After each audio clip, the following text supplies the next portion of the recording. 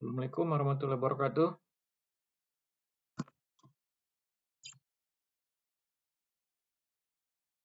Selamat malam. Suara saya jelas? Malam Pak. Malam, Jelas Pak. Pak, jelas. Oke, baik ya. Kita masuk untuk materi pertemuan 10 ya. PowerPoint-nya sudah bisa terbaca dan terlihat?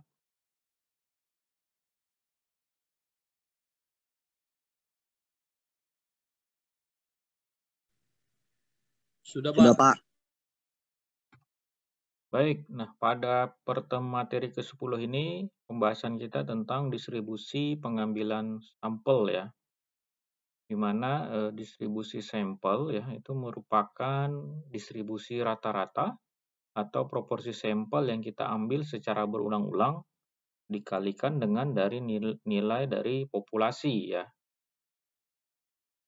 Distribusi dari rata-rata atau proporsi tersebut kita sebut sebagai distribusi sampel. Nah, distribusi sampel ini menunjukkan distribusi dari nilai-nilai yang berbeda dari statistik sampelnya. Distribusi sampling ini dapat membantu kita dalam kita melakukan suatu riset atau penelitian untuk memilih sampel secara efektif dan efisien. Tentu kita dengan mempertimbangkan dari sisi waktu, biaya, dan juga energi ya, sehingga kita nanti dapat memperkirakan parameter-parameternya dengan benar ya.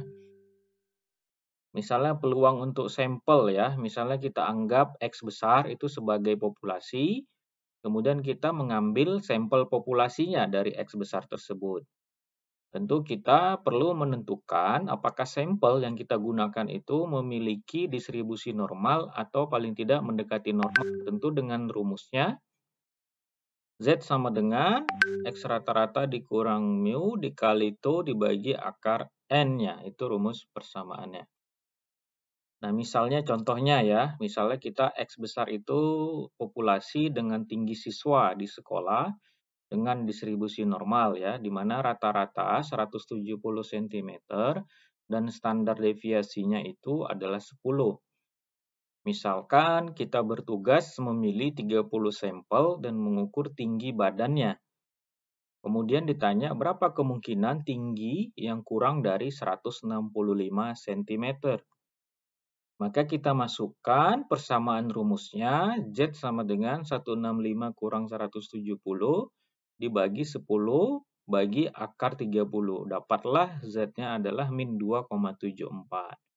Di mana peluang sampelnya Z lebih kecil min 2,74, hasilnya sama dengan 0,0031. Jadi dapat kita simpulkan, probabilitas 30 siswa yang kita pilih secara acak itu memiliki tingginya kurang dari 165 cm adalah 0,0031 atau dalam bentuk persen 0,31% ya.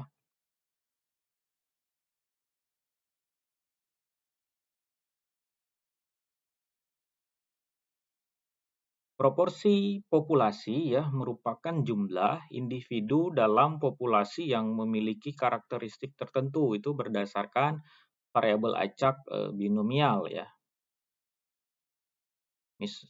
Nah, proporsi populasi P, kemudian proporsi sampel ada P, ada tanda di atasnya ya.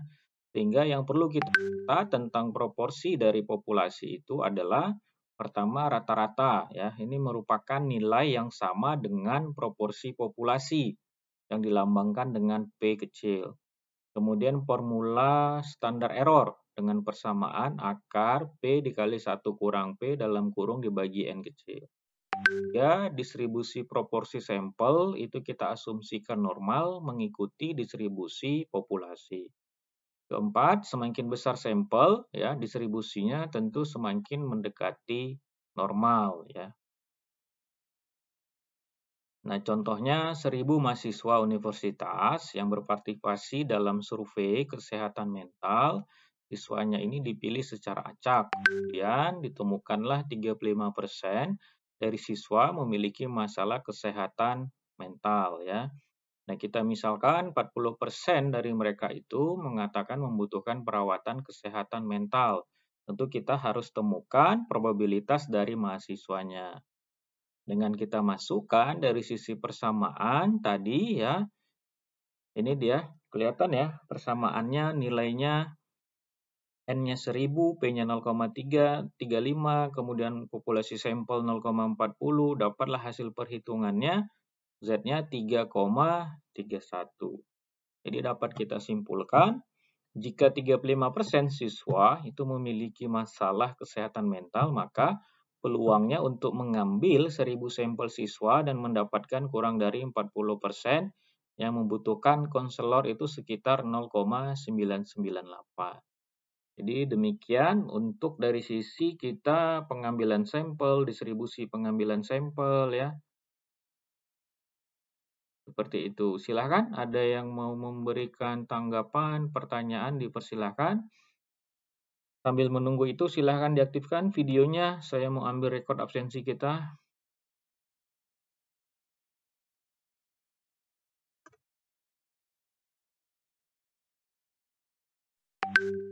Silahkan diaktifkan videonya semua.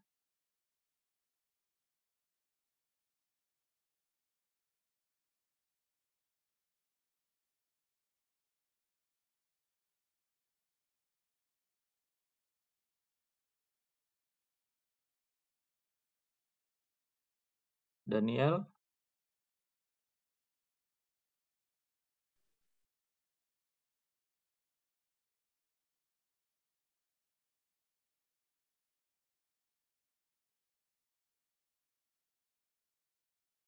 Kita tunggu satu lagi ya. Ini ada baru masuk dia. Sambil nanti sekalian.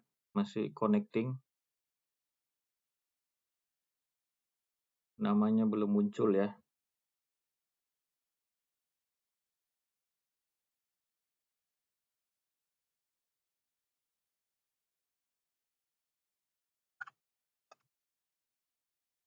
Oke, baik, kita ambil ya. Silahkan diaktifkan videonya Rianto. 1, 2, 3. Oke, saya save. Berarti yang hadir kita 14 orang ya.